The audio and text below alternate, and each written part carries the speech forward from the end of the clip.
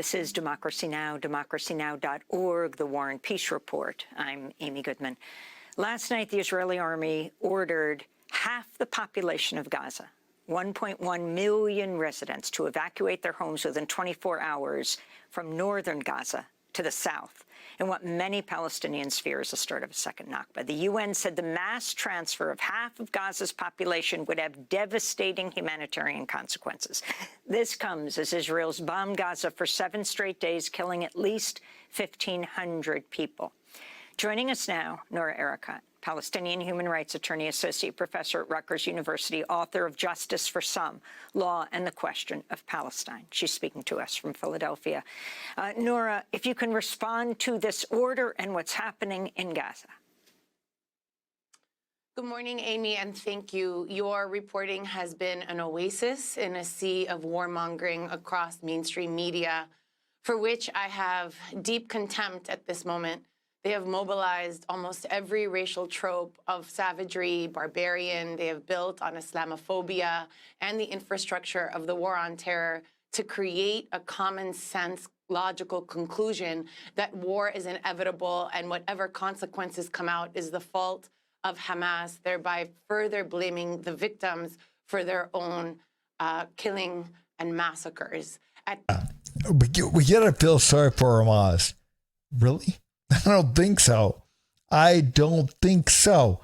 They're the ones that went into another country and, attacked them, killed people, raped people, beheaded people, blew shit up. But again, we got to feel sorry for them. I don't think so. Again, this is the leftist mind at work. That we somehow had to feel sorry for the ones that start shit. We got to feel sorry for them. No, we don't. We don't have to feel sorry for them. Have to understand that there is no military solution. There has never been a military solution to this. Hamas cannot be eradicated. As we've seen right now, Palestinians are being killed, pulled from out of the rubble. We have not given them hope. I saw a young girl staring in trauma at the screen, her entire family decimated. What will happen to this young girl in 20 years? What will we tell her? That Israel had no choice? That this was your fault? And now your future is to continue to be stuck in an open-air prison? Lady, are you insane? Are you insane? Again, what are you going to tell this young girl that lost her family? And, what are you going to tell her? You're going to tell her the truth. That's what you're going to tell her. That again, the people, Hamas, man, they went in, they attacked Israel. They're the ones that attacked Israel. And Israel launched a counterattack. And where you and your family lived was a hotbed of terrorists. That was. So again, you were, unfortunately, your family, unfortunately, was collateral damage. And, I do feel bad for the people that are the innocent people that are caught in the crossfire, so to speak. I feel bad for them. I do. But we have got to remember that Hamas is the one that launched an attack on Israel. We're not going to blame Israel. They didn't do anything wrong. Again, that's even if Israel dropped the bomb that they killed her family, that hurt the girl. Because again, we don't know. Because Hamas, they do things like this where they bomb their own people.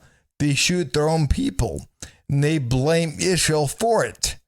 They do that kind of stuff all the damn time. We have got to understand that. And I'm going to show you a clip here in a second showing you from a few years back what I'm talking about. But again, you would tell the girl the truth. That's all you can do, is tell her the truth. lies in a political solution and in the responsibility of the international community to dismantle an apartheid system, to dismantle prolonged military occupation, the longest in the world, to lift a debilitating siege that has condemned Palestinians to slow death. This is a human-made disaster, a catastrophe, according to the World Health Organization. This is not a crisis. It is a humanitarian catastrophe. If we are to create a future, it has to begin and end with a political and diplomatic solution. We have this update. Palestine's Ministry of Health said 7 Palestinians have been shot dead by Israeli forces in the occupied West Bank today. 500 Palestinian children have been killed in Gaza, and at least Hamas is saying that 13 of the hostages have died in the Israeli airstrikes. These are hostages that Hamas took from the Gaza border. Your response to all? It's devastating, Amy. All of us are watching this, but one of the things that we've been emphasizing is that although what we're seeing is devastating, we've also been laying a pathway out of it. While international human rights organizations and Israeli human rights organizations came to near consensus in 2020 that Israel oversees an apartheid system, a crime against humanity, what is the greatest crime that is sustaining this ongoing structure of violence? There should have been mobilization to impose weapons sanctions on Israel, to impose a diplomatic solution, to force Israel in order to dismantle this racist colonial structure that has basically condemned Palestinians to permanent subjugation. It is the failure of the international community to mobilize that has now produced this outcome. It is all of our responsibility. There is blood on all of our hands. And now the way out is not a military solution. We have to de-escalate. There must be a ceasefire. Israel is not an apartheid state. They're not. 20% thereabouts of their population is Arab, is Muslim, and they are in top levels of government. They hold office. There's no apartheid state. There's none. But again, it kind of reminds me of what's going on here in America. With the whole Black Lives Matter stuff. You got to believe that that black people don't have the same rights as white folks do, and that's a bunch of bullshit. That is a bunch of bullshit. Black people had the exact same rights as white people do.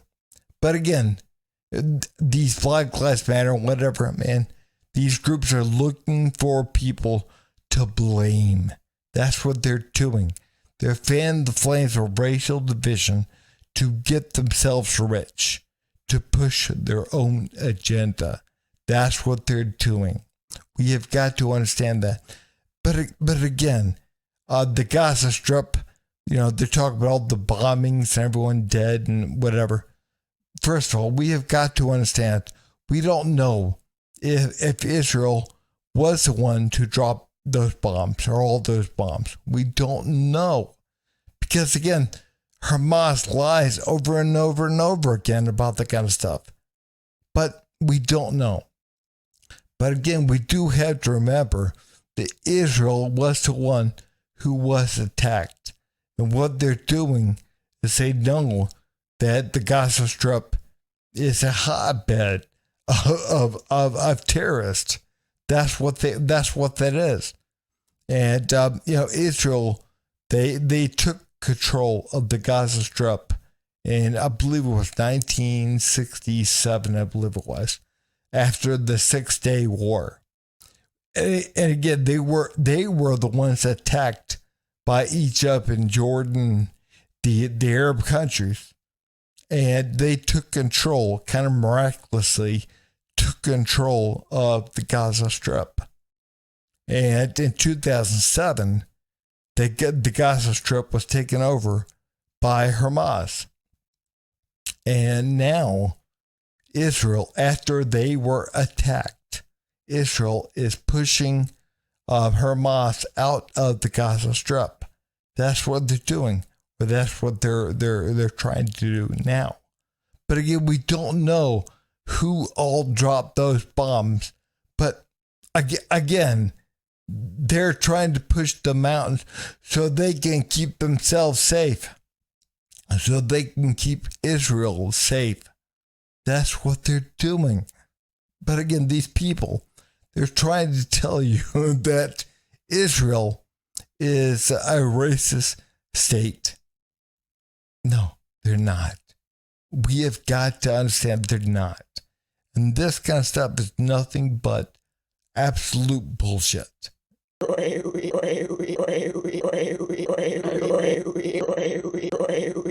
You son of a